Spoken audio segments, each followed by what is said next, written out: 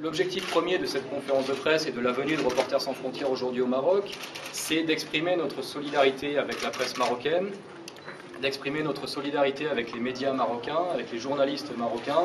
À notre avis, il y a un vrai durcissement, une vraie dégradation de la situation de la liberté de la presse au Maroc.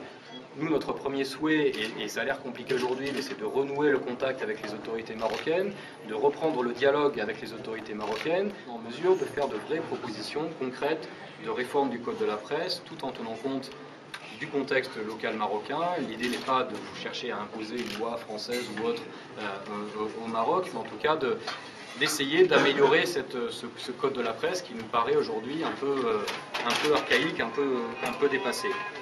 Je suis venu aussi pour lancer un message aux médias marocains en leur disant que si vous avez besoin d'avocats, si vous avez besoin de soutien à l'occasion des procès, on est là.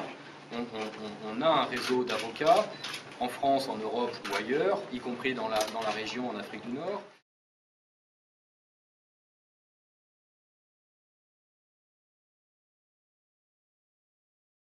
Ce qui m'inquiète, c'est les procès contre la presse marocaine.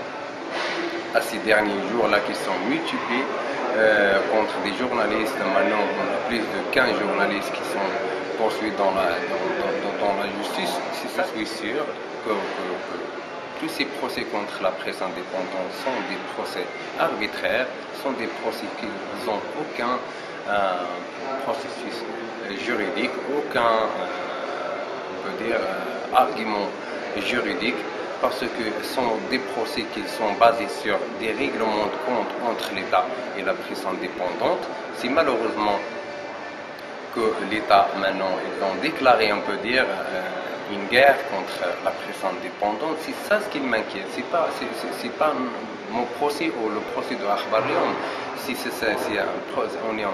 On est rentré dans la case finale de l'extermination de la presse indépendante.